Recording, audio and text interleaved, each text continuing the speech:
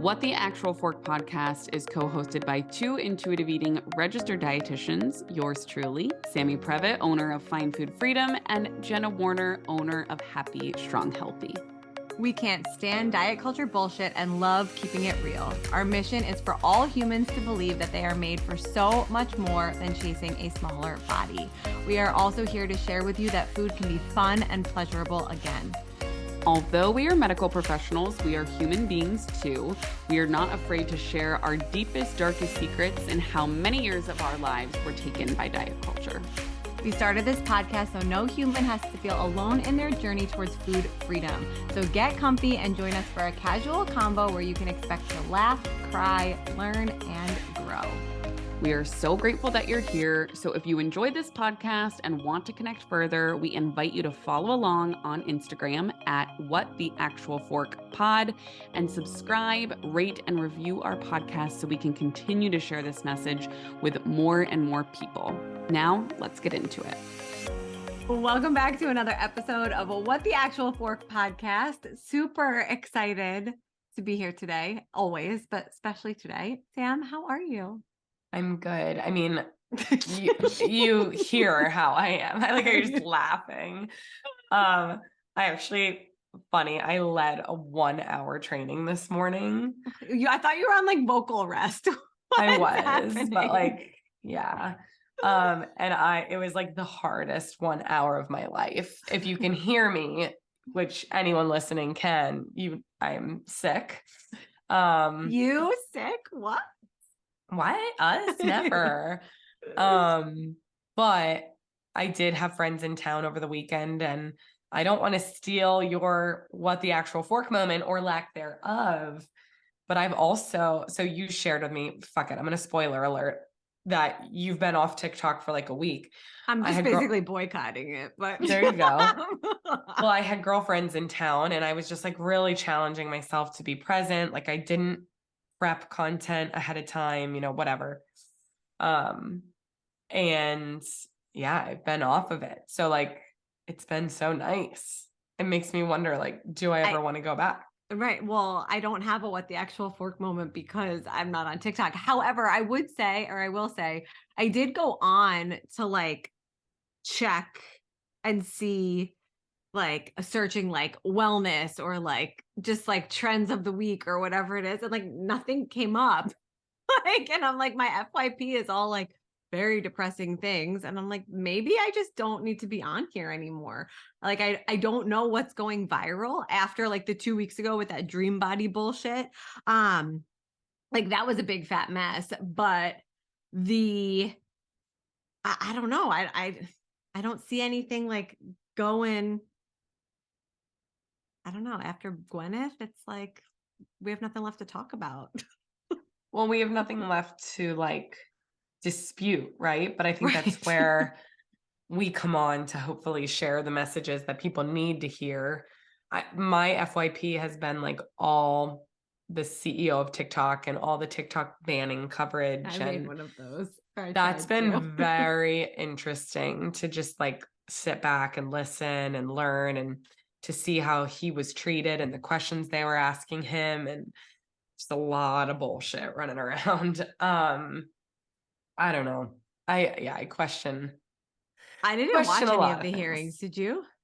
I watched clips on like TikTok, basically, right? Mm-hmm. Of like clips of it, and just the way that they were speaking to him and talking down to him.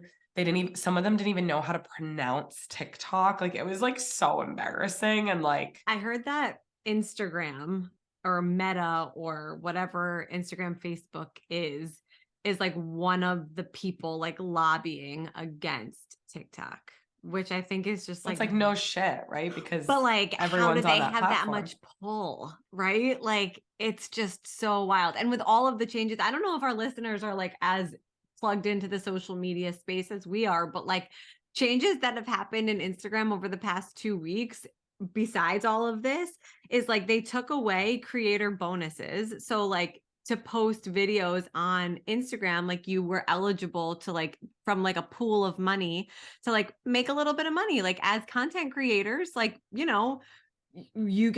you could make a little money posting your videos and sharing your content with people. And like, I thought that was super helpful. I was making like $100, but it was like awesome, right? I don't think I ever knew about that. So thank you for telling me, because Well, I was it's not gone. a part of it. Well, I guess I can't miss what I never started. Well, you probably would have made a lot more, but now they've taken that away, and now they're monetizing the blue check mark. So now you can pay. You can be on a wait list to be eligible to pay to become verified. So now, and I think about this from a listener perspective and from like just a content consumer perspective, the blue check mark, who knows like what it actually meant, but to some level it meant like this person has done some amount of work or has been recognized for their work in their field, right? Like, you know, they're they were famous, right? Or Like, they're all famous, the people on right? like The Bachelor would get it. So Right. like, So like what work did they do? Right. That's a good point. But like, I'm thinking like from like a nutrition perspective or from like, you know, whatever, like you could Google their name and like find their work and whatever. And now anybody can have a blue check mark, like anybody. Yeah. You better believe my ass is like, how do I get one? But really? like, See, I'm like, well, fuck it. If anyone can pay for it, then who gives a shit? I know. It's just so interesting because so now I'm seeing like a ton of people that I follow. I'm like, wow, you're verified, you're verified, you're verified. It's like, So it's just very strange. interesting. It's very political. It's very, Well, that's what the TikTok ban, I feel like, is becoming political. I don't know a ton about it, but I did watch a few videos of people saying how, like, I guess, like, if you combine millennials and Gen Z, if you look at the polls, like from the past election, if you put us together, like, we showed up the most, and we are basically like the majority of the 150 million on TikTok. So it's like, how do we stop the spread of them like coming together, basically, is what I've been seeing of like, that's where Congress is like, wants TikTok shut down. Because it's like, if you think about the messages, think about how much you've learned, think about how much your perspective has changed, or like creators that you followed, or like think about how many people we've touched where they're like, I've never heard of intuitive eating or food freedom or like anything that you've talked about until our TikTok videos. So it's so interesting to think, like if the government truly just wants to like control the messaging that's being, because it's not the media, Instagram? right? I don't like, well all of those videos are repurposed on Instagram or YouTube.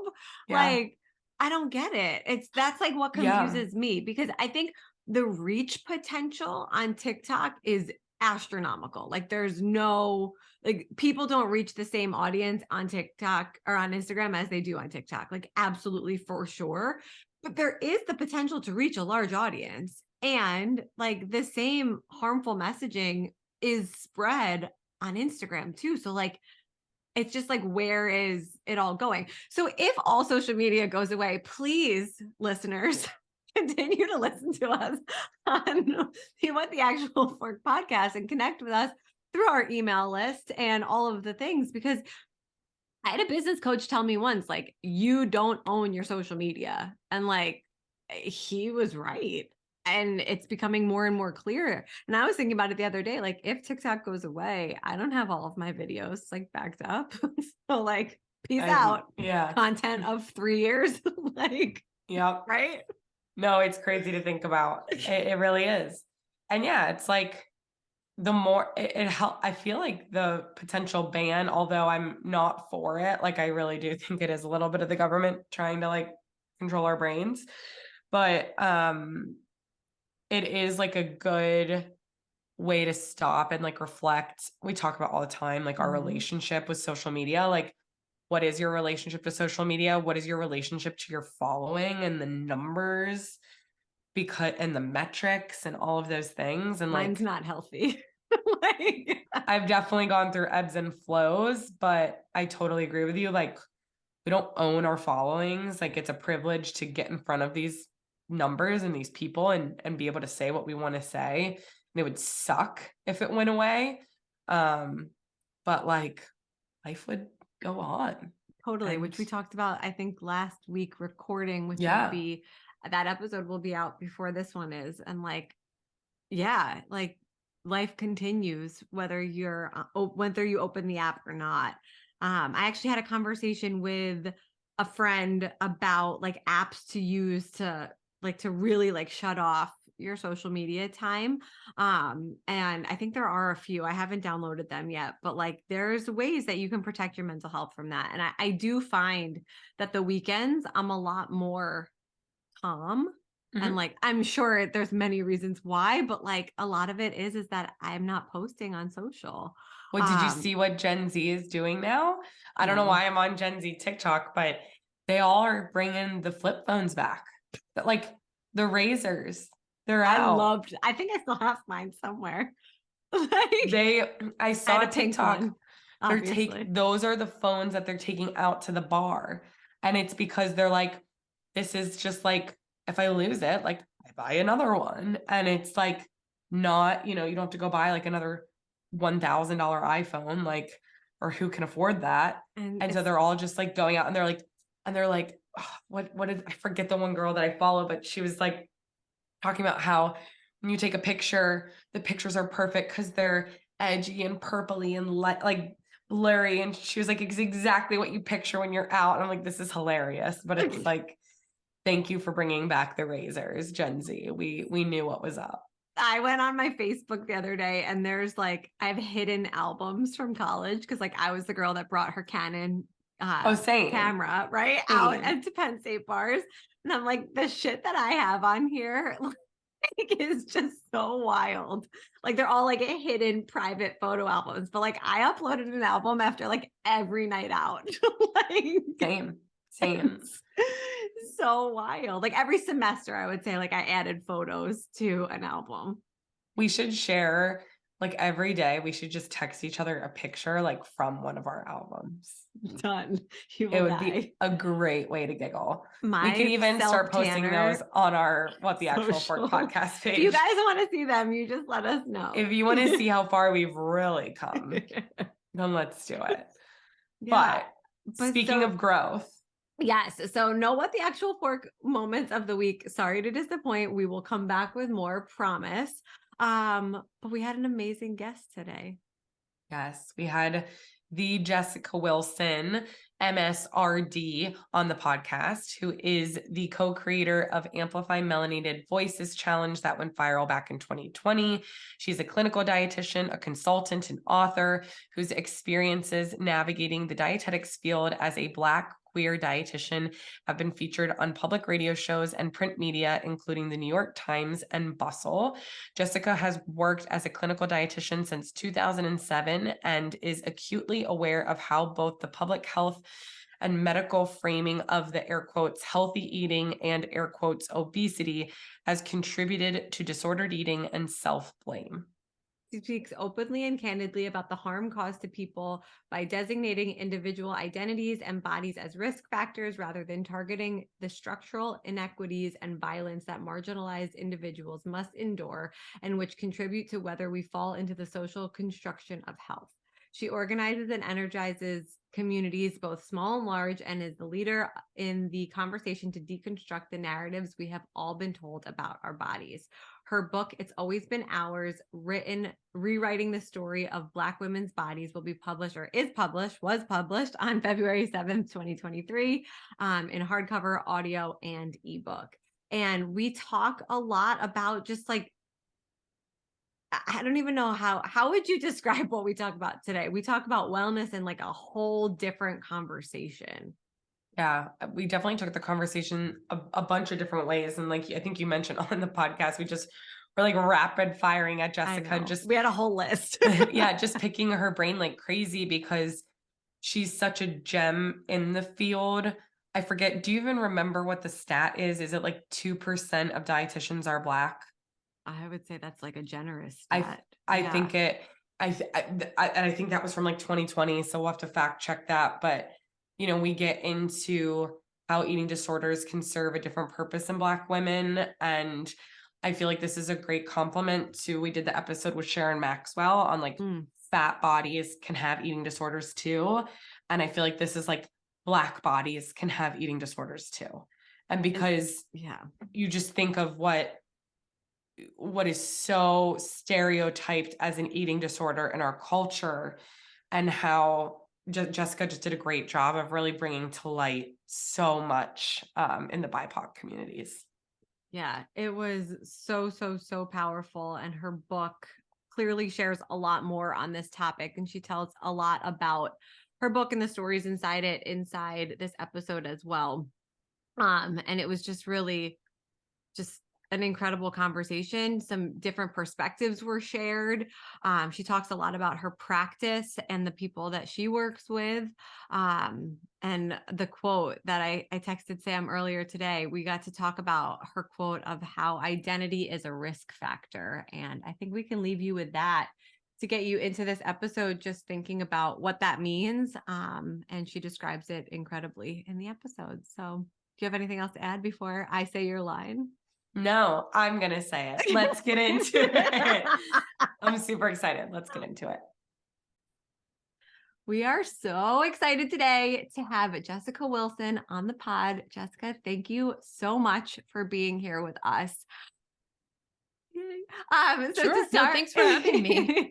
So to start and kick off each episode, Sam and I always love to ask our guests if you have a moment that you would categorize as your what the actual fork moment that has stopped you in your tracks. Maybe it's this week, it's only Tuesday, maybe it's this month, this year thus far, as it pertains to the diet culture around us. Anything that you've seen come up that has really been like a mind blow for you recently? Can you remind me if the American Academy of Pediatric guidelines came out this year or last year? Oh, they sure did. Was it this? It was was January, right? Yeah. Yes. Okay. They count. Those ones, then for sure. I love that. I think since those came out, we have yet to have one guest that hasn't chosen that as their answer. Oh, especially dietitians. which is okay. No, but I think that's amazing because I think that just shows, like, it showcases across the board how many of us were like, what the actual fuck is this? Mm-hmm. You know what I didn't actually even realize too, and I believe it was Jessica, you in a previous interview had stated something just about like interventions with a 2-year-old. And like, I have a 2-year-old right now. Like that just kind of re-solidified like how fucked up these recommendations are. And it blows my mind. But anyways, instead of talking about that, let's learn more about you. Unless you want to add any more to it, we absolutely have time for it. But no, it sounds like you all have probably discussed. You're good. We would love to hear more about you, who you are personally, professionally, and how you got to be this incredible author and clinician and registered dietitian that you are today. Personal, professional. Or wherever it goes. We're just going to start at the beginning. No, we'll start at the end. I've been a dietitian since 2006. I feel like I'm real getting old, and eating disorder dietitian since 2009 because I started college health because I was very excited to work with people who wanted to eat food. And then you're working in college and nobody is going to college. So I had to start working with folks with eating disorders, and then have been enjoying it and doing it ever since. Currently, I am at Lyon Martin Health Services as their dietitian there, working mostly with queer and trans folks of color who may also be queer and trans, and also folks in poverty who also may be people of color and queer and trans.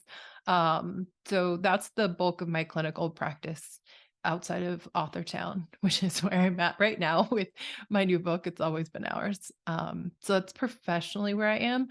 Personally, for those who are listening via the audios, I am a queer Black dietitian, and I always, preface conversations that are going to be about, perhaps health or however it goes, that I have a chronic illness I have epilepsy that requires me right now to take 1, 2, 3, 4, 10 pill, 1, 2, 3, 4, 12 a day. I don't know. We just started some new ones.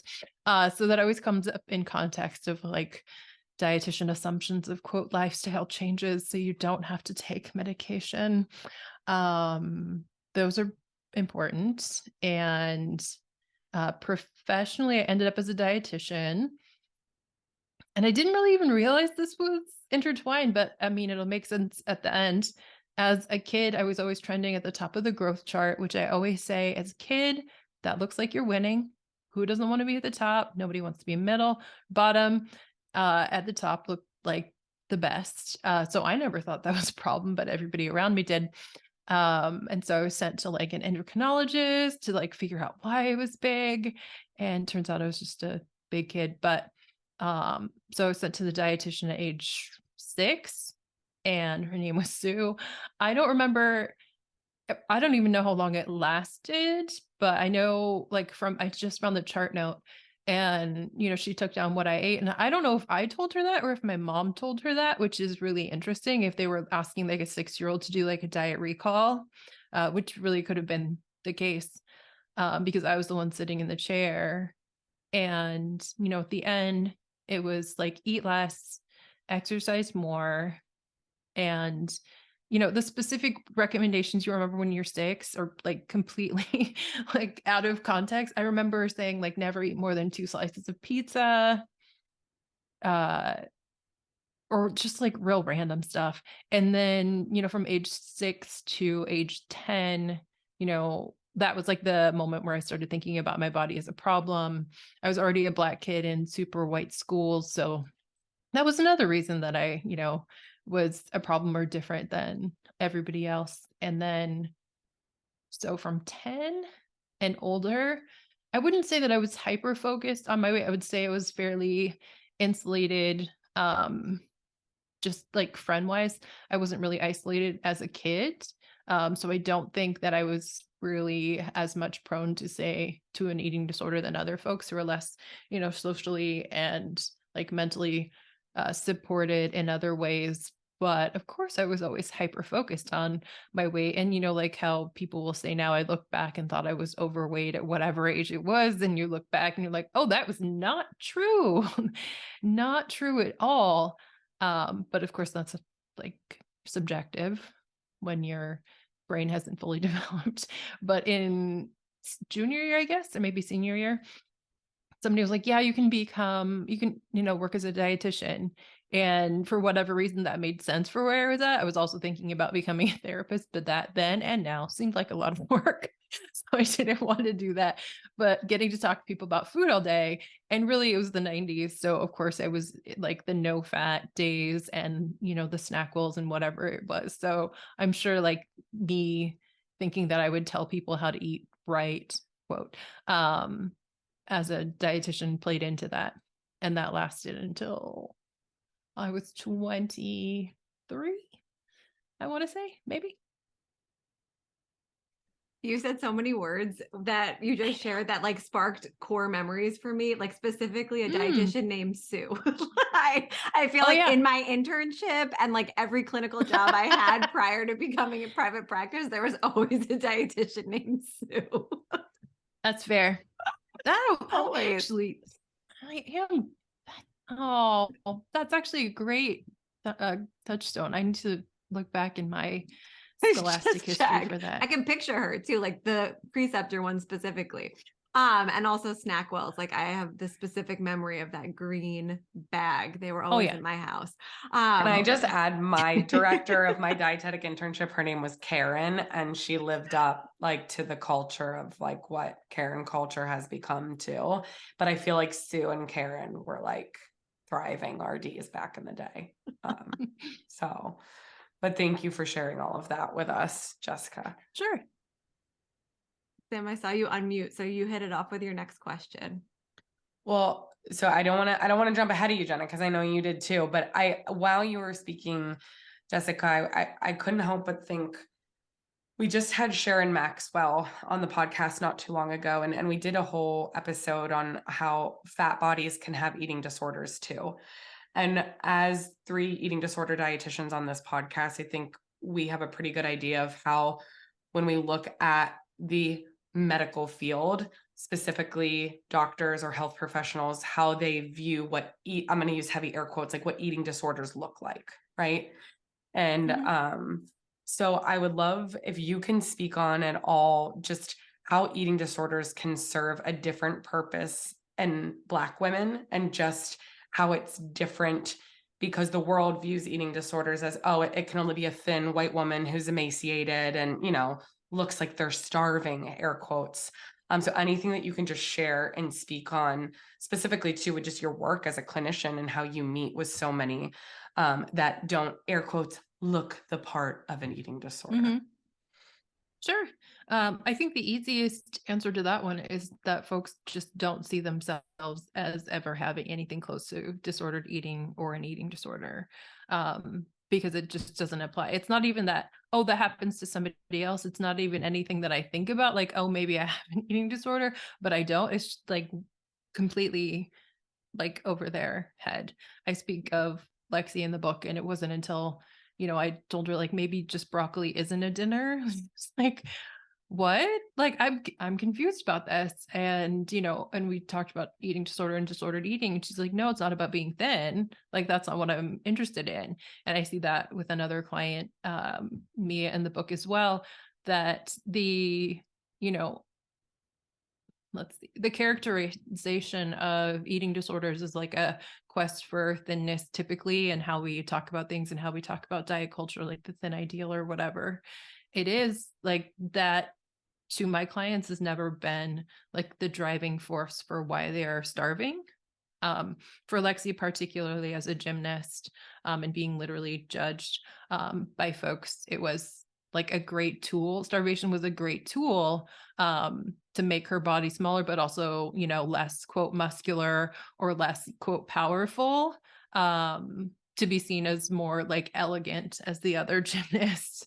And so, yeah, that was working. She never thought that like diet pills, laxatives, throwing up, whatever, like it would be a problem, because it was men winning. End of story. Like, never was disordered. And then other clients as well, just generally in our culture where Black women are too much or always hyper visible, like shrinking can like help that just a bit. Granted, it's never going to solve it, but for people who are overwhelmed and uncomfortable by our presence and like think of us as too much, like becoming less, and especially like as I might be going through that, in one's presence, it, like people are showing that I'm trying to conform, you might get that positive feedback type of stuff happening. So that's just like two very specific examples, but generally and overall, I find that starvation serves much different purposes, and for a lot of my trans mask folks as well. So preventing, larger hips or breast development, stuff like that. And also not seeing that as like quest for the thin ideal or beauty ideals. You have a great Instagram post about this topic as well. And there's a picture on it that it's like a picture of, I'm sure you know it better than me, but it's a screenshot of like a Zoom webinar. And it looks like the cast of Laguna Beach going to prom. Like, I don't know exactly who it is, but that's what it reminds me of, right? Yeah. Like something along those lines. And the title on the top of it says that this is not why Black women develop eating disorders. And I think that says everything. And in that post too, you referenced that it can't be a best practice, quote unquote, if the research didn't include Black women. Can we talk more about the research that is available in the eating disorder space today and what's not? Sure. I think everything that we use is, quote, best practice and evidence-based, right? And people will push back on anything that isn't grounded in science, but Black women, women of color, queer and trans folks just aren't in any of the like formative research. They aren't in any FBT, family-based therapy. They aren't in any of the, evidence that was part of the systems that created our best practice. When I looked, especially like when there was Black folks or women of color or however it goes, it was always like in comparison, like, so the standard is white women. And if we're looking at anybody else, it is always in comparison. So how does their, prevalence of eating disorders, which of course folks don't have in quotation marks because, they are not thin and weight. But how do those ones who actually, identify and have been, diagnosed, how do they compare to the standard type of deal? And so then I found like 9 research studies, and they were heavily like binge and bulimia oriented only and not actually anorexia, because again, why would Black folks have anorexia?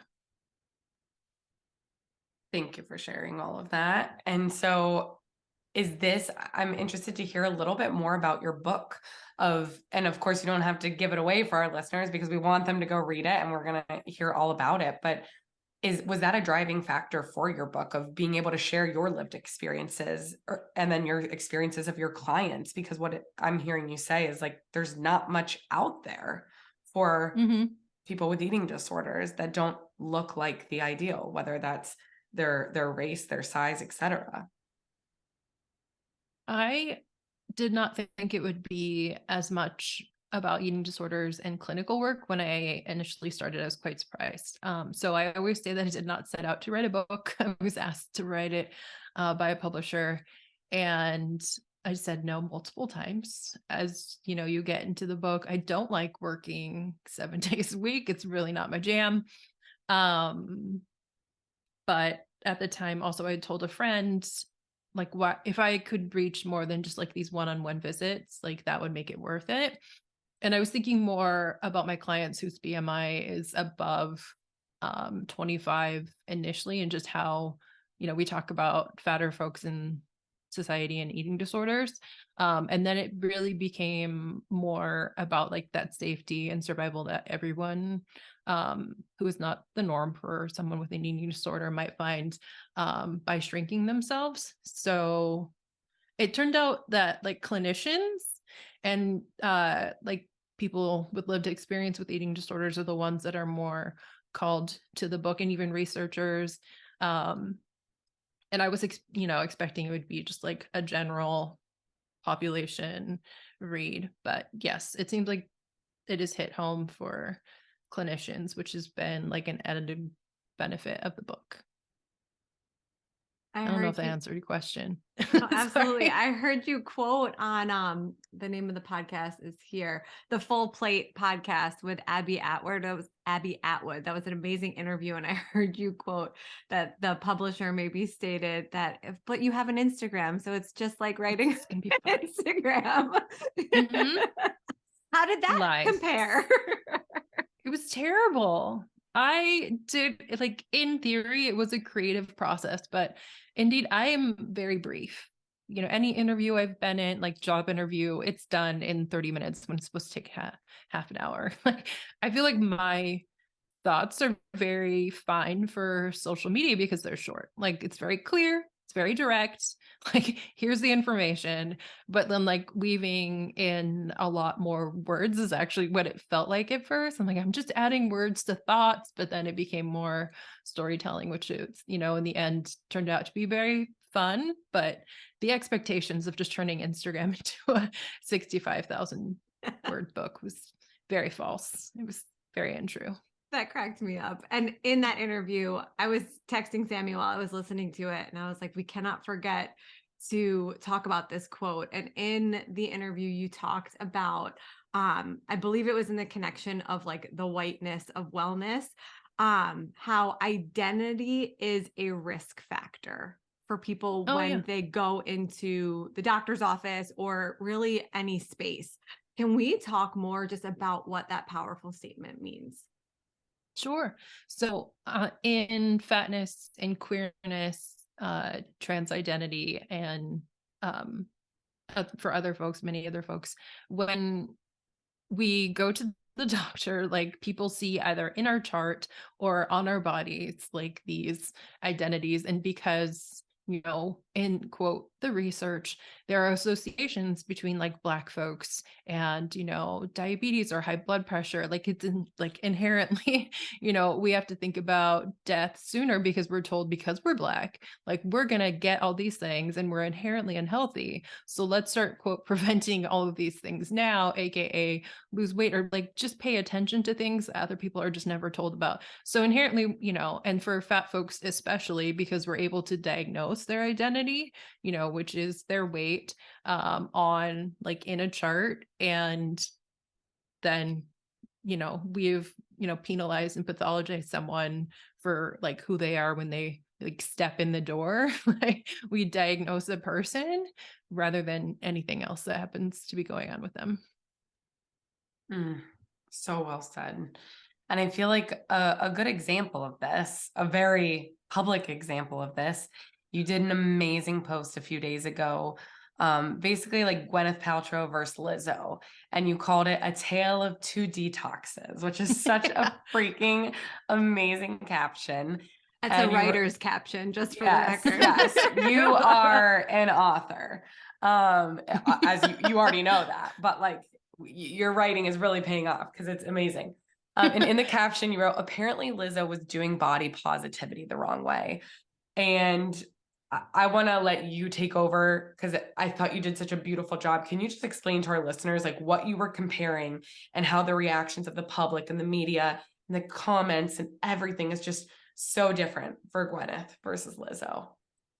Sure. Do you two remember like the smoothie fiasco of 2020? Oh, yes. It was wild. So Lizzo was very clear, like ate a bunch of stuff that she said fucked up her stomach, and didn't feel great. And as you know, influences are like they're often approached. I don't know, actually have no idea how Lizzo came to this information at all. But was like, hey, this quote detox for your stomach is supposed to make me feel better. And, you know, I'm just going to try it.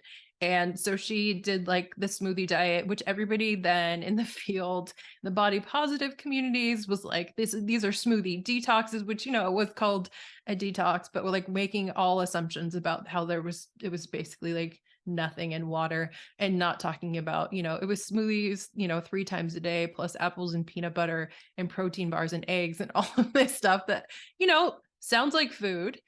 But yeah, people had meltdowns, like absolutely, because they had looked up to Lizzo for all of their like personal feelings about their body. And if Lizzo could feel good about her body, you know, then I could feel better about mine, because this goes into the like she's so brave narratives too about fat folks, especially Black fat folks. It's like, oh, how would you, you know, have the confidence to XYZ thing? Same story. Like if Lizzo feels like she can, then I can feel better about my body business. And because Lizzo, like, and the assumption also was that Lizzo was trying to lose weight when she very clearly said, like, I feel like garbage. Let me try this random thing. And the response, even after she said, you know, after she had done, she'd give like this tearful reply, like, you all are just going to assume that fat people are doing this for weight loss, when I said clearly I wasn't. But then Gwyneth, of course, is on her ice cubes and bone broth diet for long COVID, for anti-inflammation, vegetables, maybe a meat, and coffee and bone broth, which and an IV. Is, I was gonna say, can't forget the IV. Yes. Which apparently she was like using during the interview or whatever. Yes. She was like, I just got off the plane, so like I need these, she called them good old vitamins and minerals through the IV. I'm like, or we could eat, but right. But no, why would we get that through food? Wild. Yes. And so she's doing all of this and nobody's having the panic attack. People are saying, you know, it's disordered, but nobody's having a meltdown because it's not personal, because they weren't, well, at least folks in, you know, our field and body positive community were not looking up to Gwyneth as their like person to shepherd them into loving their bodies. So just the inherent response was like laughing at her or mocking her, critiquing her, but it wasn't like Gwyneth has let us down.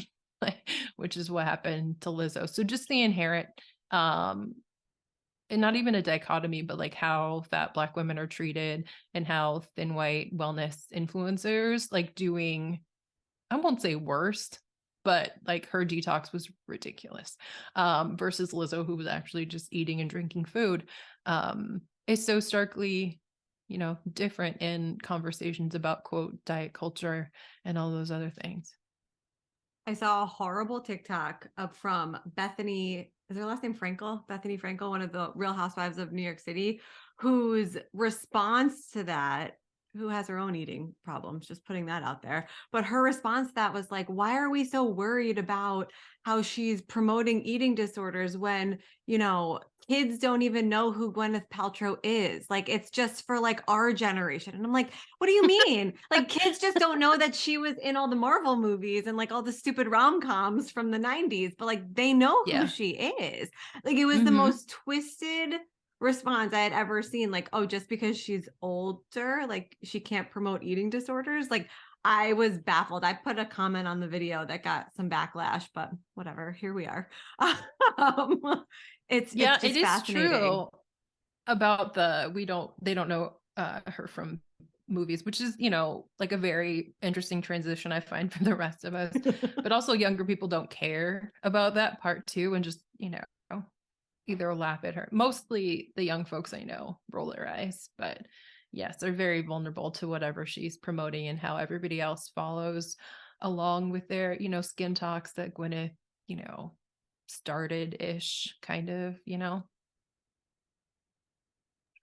Celebrity culture is just great for all of the examples of all of the things. But I'm so glad you did that comparison, because I thought it was really powerful, and I thought it was just a great example of a lot of the work you talk about. So I would love to kind of come back to like I think of it as like an intro question, but I know for a lot of our listeners, when they listen to our podcast because they genuinely want to find food freedom. They don't want to have this, you know, diet culture looming all around them. But when they come to this work, I don't think they understand or know that this will eventually lead to the racial origins of fat phobia and how diet culture is rooted in racism. And I've done a few posts on this, and Jenna, I'm sure you have too, and I'll always get people commenting like, this is so wrong. What are you talking about? Why are you talking about race? And I just, with all of the work that you and Sabrina Strings and all of these people just paving the way, I would love to hear you respond to that, and just kind of an intro to how diet culture is rooted in racism and how that anti-fatness is also anti-Blackness. Mm-hmm.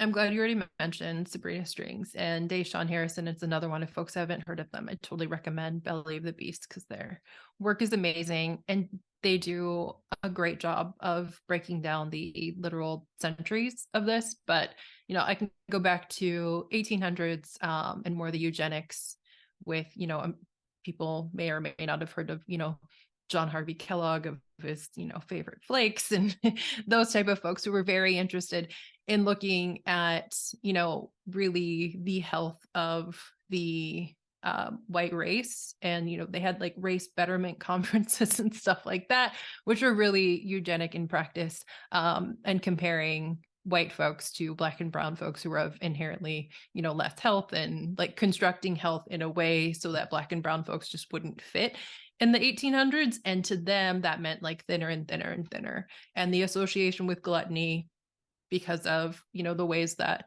Black people specifically during transatlantic and from South Africa to Europe, trafficking had gone, you know, they had picked up Black women who were very fat Black women, especially, quote, the size of their buttocks, and decided that that was Blackness.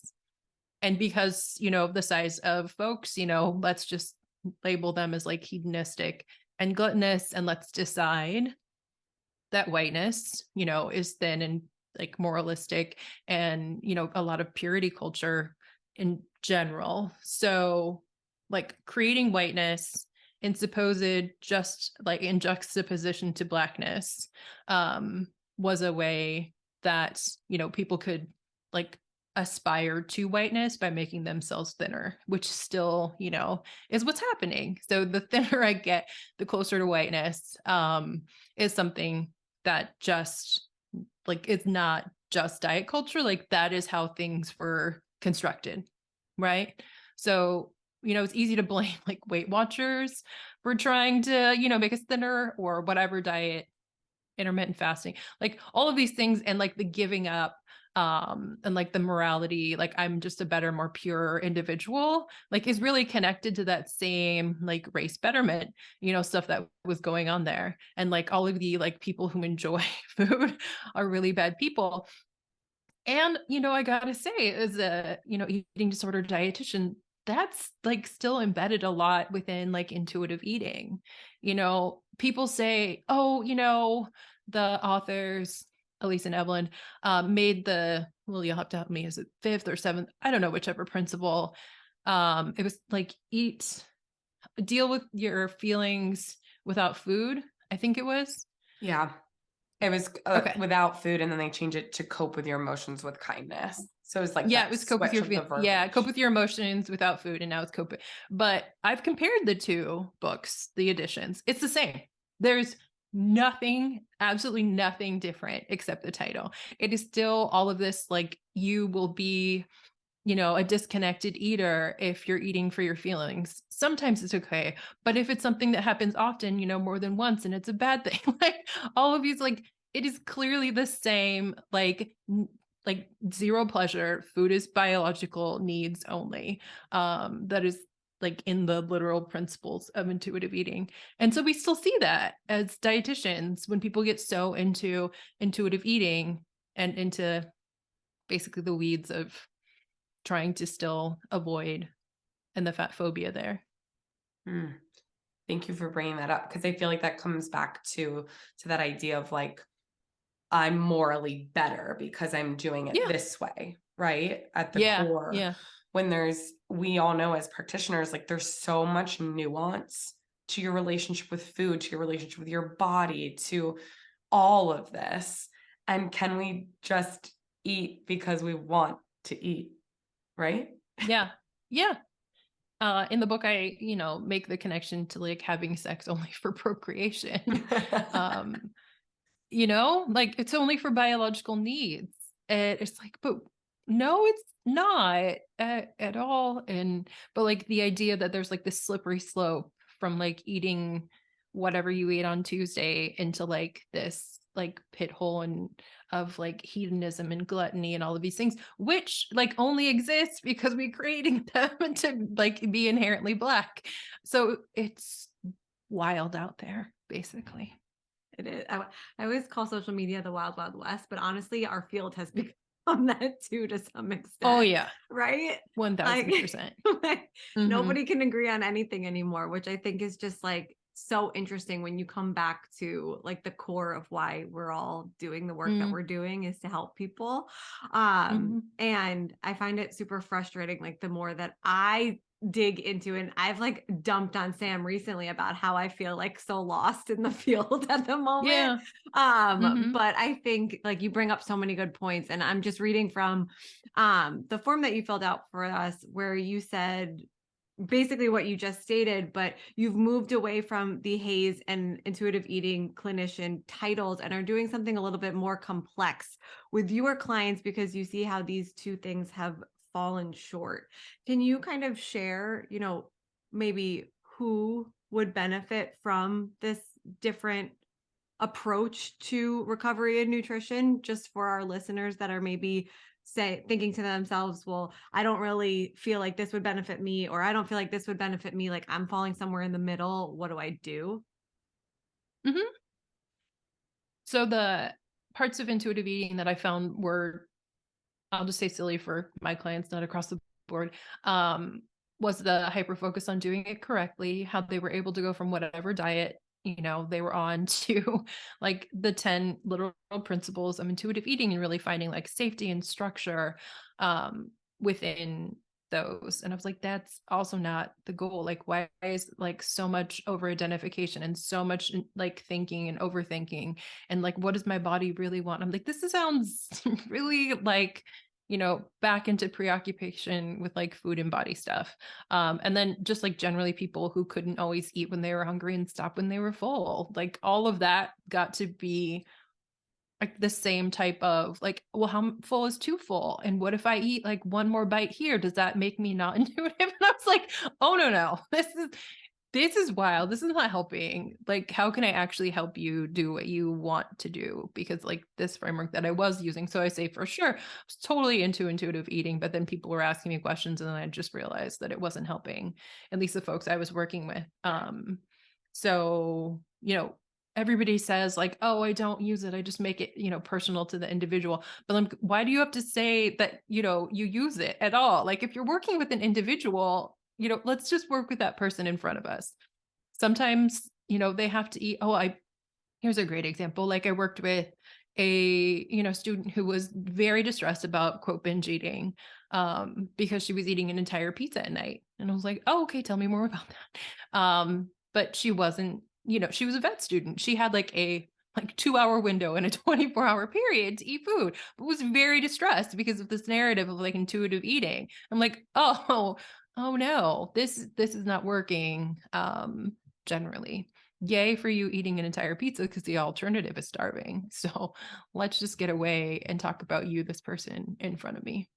That's such a perfect example. I had like an ER doc, same thing. Like it's not like these docs can be like, excuse me 1 second, I need to go pull my snack out because I'm hungry and I need to listen to my body, right? Like they don't have that ability to do that.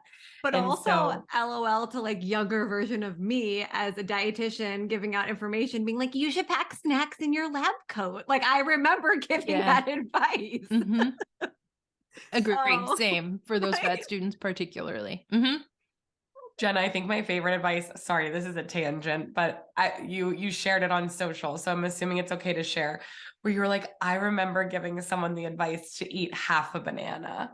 Like, no, this girl actually that's where DM'd we're coming me. From, Jessica. Me too. Total this disorder. Girl, she found me on Instagram and she DM'd me, and after like I posted that on my story, and she was like, I was the client that you told to eat half a banana. Like, can I Instacart some bananas to your house right now? Please? I was gonna say, I think you owe her some full bananas. But I feel that way about our exchanges. I hate exchanges in eating disorder treatment. I don't do them.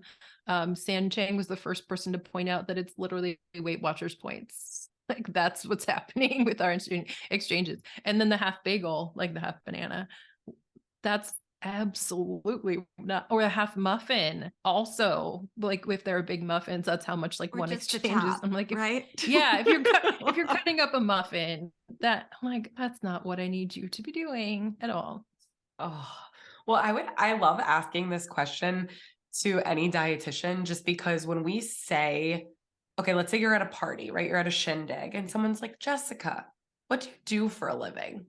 What do you say? I'm always interested to ask dietitians this, because we know that the public, like if we say like, I'm a dietitian, they go down a rabbit hole of what they think that is. Do you say you're a dietitian and then explain? Or if you're just like not in the mood to explain to people, do you have like a secondary term that you use that kind of just like shuts that shit down?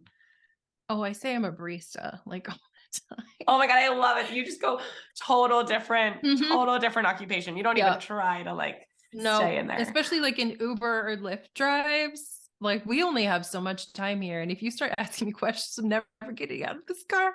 But I said actually to someone, I'm just a barista. And they like, it was a whole conversation about, it's not just like you were making somebody's day, this, that, and the other. I'm like, I just wanted to not talk to you. I just make up something different or entirely. I think I need to start stealing that, because I usually will say I'm a eating disorder counselor, because usually people like, unless they know someone with eating disorder or personally have one, they'll just be like, okay, and go on. But we well know that if we say we're a dietitian, they'll be like, what diet should I do? Or here's everything I ate for the past 72 hours. And it's just, or they're holding whatever's in their plate and be like, oh, I know I shouldn't eat this. And I'm like, I don't care. I don't care at all. Great advice, though. You heard it here first on the What the Actual Fork podcast. Tell people that you are a barista. Oh, well, Jessica, I feel like we rapid fired you for like the past 40 minutes. So thank you. Thank you for packing in all of these questions in this time frame for us. This episode is going to help so many people, enlighten so many people, just give so many people a taste of a perspective that I'm so happy that we talked about. And where can they find more of that from you? I would love to hear all the details about your book so that all of our listeners can go race to buy it. And where's the best place to continue to consume your content and stay connected with you? So the book full title is It's Always Been Ours, Rewriting the Story of Black Women's Bodies, both audiobook, ebook, and online and wherever hopefully books are sold, but definitely online, anywhere books are sold. The Instagram is my first and last name, jessicawilson.msrd. I am venturing into the TikToks because I want to know what the 20-year-olds and the 30-year-olds are up to. So Don't do it. No, I'm working on a new creative yourself. project with 20-year-olds, and I'm like, what is this like? So that's by Jessica Wilson. And that's a lot of what folks were interested in that I posted there is more on my like newly found, had no idea neurodivergence over there. Apparently epilepsy, obviously like you have a hyper excitable brain. Sorry, this tangent. But nobody talks about what happens between seizures. So like we're chatting about that on TikTok. So Instagram, TikTok, book are the primary ways that I would love to hear people. And my DMs are on. So if you have rarely, but for this year, at least the DMs are on if you have questions. That is very brave of you to tell people to go to your DMs. It was for book really, because if people were sharing, like they were reading the book. Makes sense. Yeah. Or wanted to give feedback that way. I really wanted feedback. To connect, so yeah, the publisher was like, you can leave them on. You don't have to answer them, but that's amazing. They're open. Well, we will make sure to provide links in the show notes for everything. And we, as much as I kid of stay away from TikTok, because Jen and I talk about TikTok all the time on here and how it's like messing with our mental health, but you are very needed on TikTok. And so we'll be excited to share your post. Just thank you so much for being here with us, Jessica. You're welcome. It was great talking to you. Thank you guys so much for listening to another episode of What the Actual Fork Pod. We know there are a lot of pods out there, and we are so grateful that you are here listening with us. So if you enjoyed today's episode, please be sure to subscribe, like, share with all of your friends and faves, and don't forget to rate and review and let us know what you want to hear more of. The more we hear from you, the more that we can make these episodes exactly what you want. We would also love to connect with you on Instagram at WhatTheActualForkPod. We promise to continue to bring you the hottest topics, greatest guests, and the most fun you can possibly have fighting diet culture bullshit. We love you, we appreciate you, and we will see you next week for more fun.